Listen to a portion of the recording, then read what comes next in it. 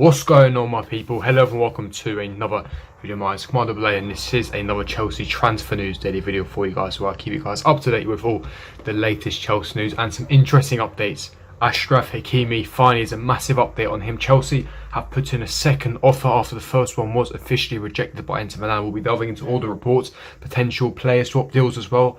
Also, we speak about Jack Grealish. According to various reports and outlets, Chelsea are favourites to sign Jack Grealish this summer.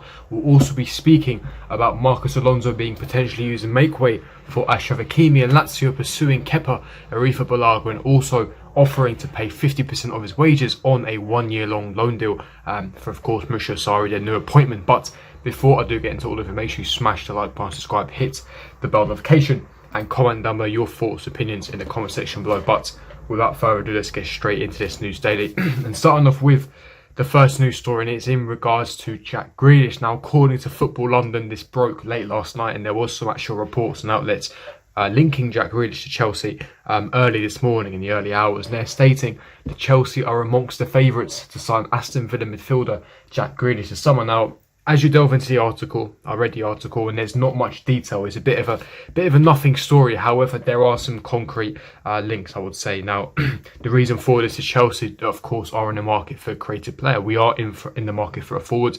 We've already been linked to the likes of your Erling Haalands, etc.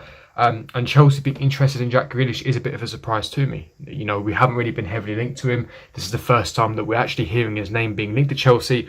You know, he's been linked to Manchester United, Manchester City as well, of course, and they're probably stronger favourites. But according to Football London, Chelsea are favourites, and it is quite surprising to hear. But if you think about it naturally, it could make a lot of sense as well. Now, what does Jack Grealish provide to a Chelsea team? He provides the creativity. He's got the Premier League experience. He's strong.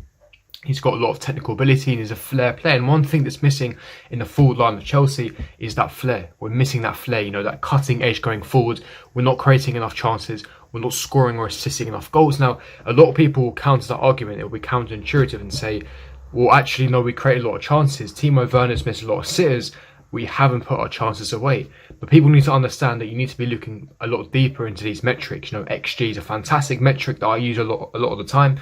Expected goals is a fantastic metric. And if you look at expected assists and expected goals, we're completely underperforming. But let's take some context into that. Firstly, the problem with XG is it doesn't take into account and into the consideration the phase of play. For example, Havertz could be thrown goal. He could then shoot, the keeper saves it, it spills out. Werner then shoots and completely misses the target. Those two opportunities will accumulate into XG.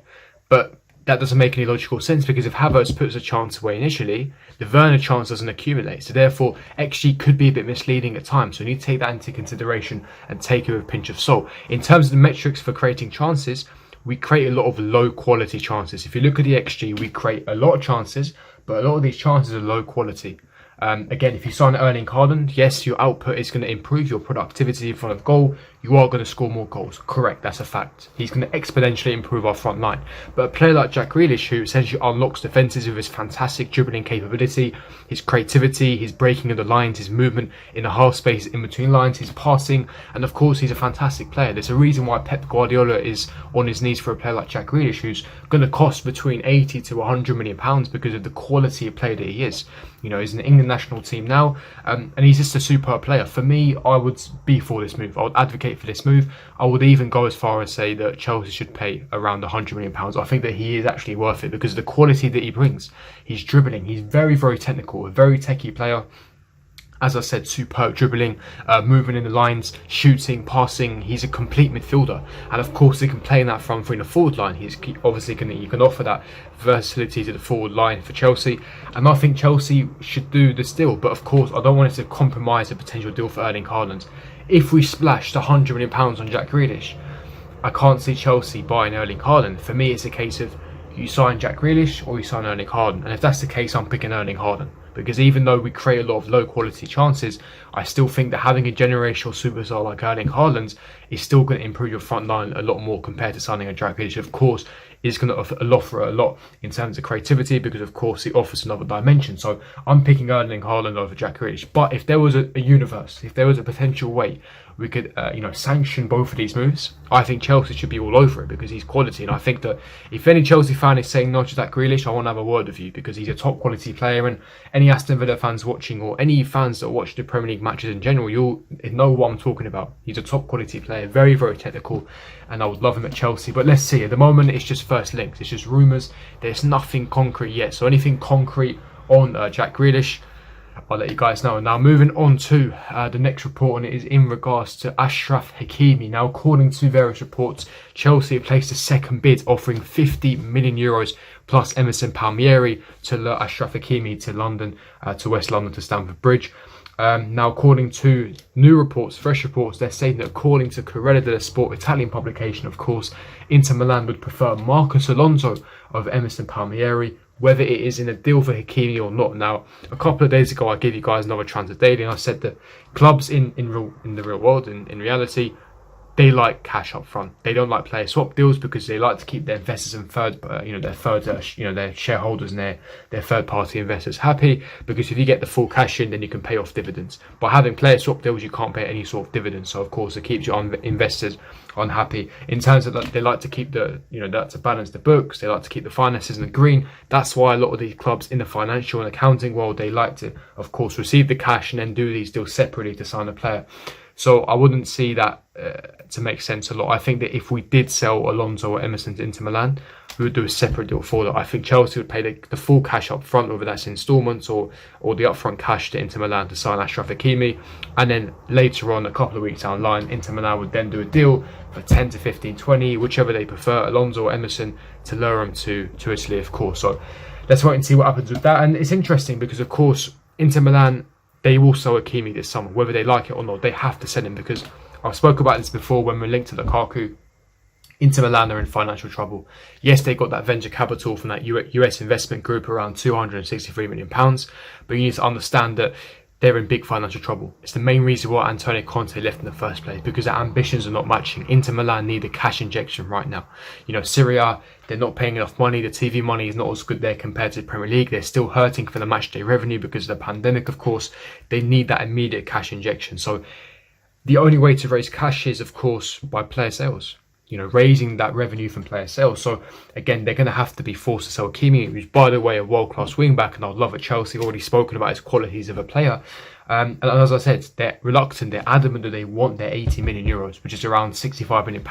Of course, we had that £55 million been rejected, so we have that £10 million distance in valuation. Chelsea, of course, are going to increase their bid, but let's not forget, Paris Saint-Germain are also heavily interested. They also had the same match bid as Chelsea rejected, so let's wait and see what happens. Of course, we've got a couple of players like Alonso, Emerson that they quite like, and they're going to be forced to sell them.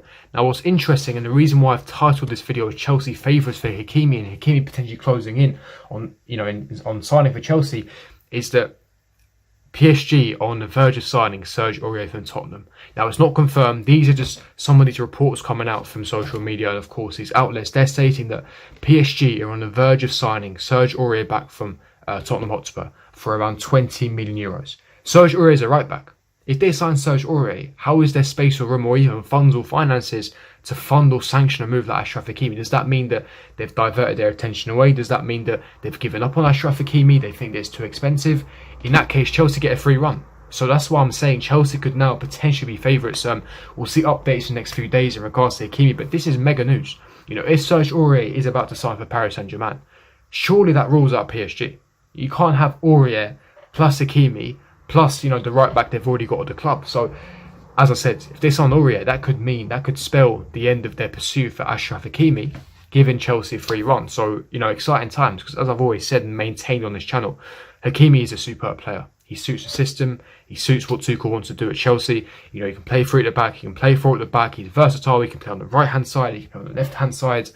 He's perfect. I honestly believe that he's perfect. So, as I said, let's wait and see what happens with the updates. But let's move on to the final news story, and that is in regards to Kepa Arrizabalaga. Now, according to Repubblica and other Spanish and Italian publications, Lazio are pursuing a loan deal for Kepa, and they will pay half of his wages. Now, the fact that Lazio are pursuing Kepa is nothing new. I spoke about this a few days ago. There was rumours about this.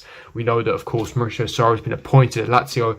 They've had that working relationship before, and Kepa's best season ultimately was on the Sarri. So you can understand why there is a link and relationship there. Now, if you read further into the articles, they're stating that Lazio sporting director Iglitare is in action to sign Kepa on loan from Chelsea, and he will hold talks with Chelsea soon. Now, again, Chelsea are going to be considering this deal, of course. He's our backup keeper to Mendy, and you need to understand that, he costs an astronomical amount, a world record fee. He's on, ridiculous, extortionate wages, up to £200,000 a week. So even if Lazio secure him on loan, they can't, fund all of his wages. They simply can't. But the fact that Lazio are willing to even pay half is fantastic news for Chelsea, because it means that, of course, we can offload him. We can help us in terms of finances because we're only paying half of his wages. Hopefully he regains his confidence. He builds up his momentum. He has a very good loan spell at Lazio.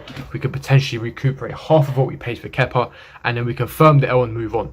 But if Kepa leaves, that means Chelsea will have to sign a backup keeper, and we haven't been linked to any sort of second or third choice keepers. So let's wait and see. Again, there's some good second to third choice keepers on the market. One I would say is Sergio Romero from Manchester United, not getting game time, but his experience, his quality.